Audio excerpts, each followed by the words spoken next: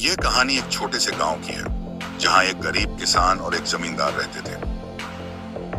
किसान का नाम रामू था और जमींदार का नाम हरिदास था।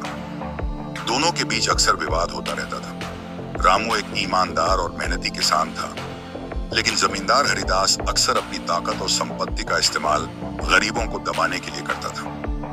रामू ने अपने छोटे से खेत में कड़ी मेहनत की थी, लेकिन हरिदास उसे अपनी जमीन का हिस्सा देने के लिए मजबूर करता था।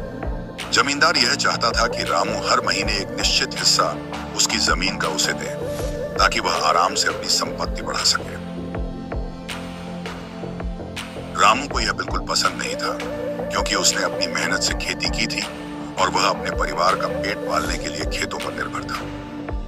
एक दिन रामू ने सोचा कि अब बहुत हो चुका, उसे इस अत्याचार का कोई हल निकालना होगा। उसने एक योजना बनाई। रामू ने एक पुराने और बुद्धिमान व्यक्ति से सलाह ली, जो गांव में बाबा के नाम से प्रसिद्ध था। बाबा ने रामू से कहा, तुम्हें हरिदास से सीधे टकराव की बजाय उसकी चालाकी को समझकर उसे उसी की भाषा में जवाब देना होगा। रामू ने बाबा की बात मानी और उस रात उसने खेतों पर कुछ ताजे बीज बो दिए, जिन्हें जल्दी ही पौधे उग सकते थे। अगले दिन उसने यह बीज हरिदास को दिखाए और कहा, जमींदार साहब, मैंने ये बीज बो दिए हैं। अगर आप चाहें तो इनसे मिलने वाले फसल के कुछ हिस्से के बदले मैं आपका कर्जा चुका सकता हूँ। हरिदास ने हंसते हुए कहा, तुम गरीब किसान क्या मुझे फसल की हिस्सा देने की बात करते हो? मेरे पास तो बहुत सारी जमीन है, तुम क्या चीज दे पाओगे? रामू चुपचाप मुस्कुराया और बोला, आप देखेंगे जमींदार साहब, मैं ये बीज बो चुका हूँ और यही बीज आपकी सोच से भी ज्यादा बढ़ेंगे। कुछ महीनों बाद रामू का खेत आश्चर्यजनक रूप से हरा भरा हो गया।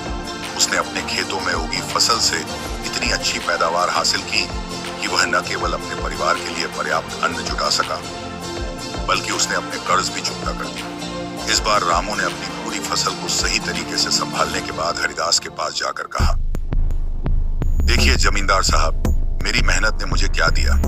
अब मैं अपनी फसल का हिस्सा देने के बजाय को यह बताना चाहता हूँ कि मेहनत और ईमानदारी से काम करने वाला व्यक्ति कभी भी हारता नहीं है। हरिदास ने देखा कि रामू का तरीका सही था और उसकी मेहनत रंग लाई थी।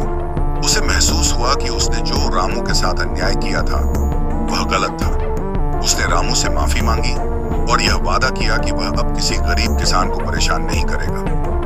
रामू ने यह साबित कर दिया कि जो व्यक्ति ईमानदारी और मेहनत से काम करता है, वह न केवल अपने दुश्वारियों से बाहर निकल सकता है, बल्कि वह अपने दुश्मन को भी समझा सकता है।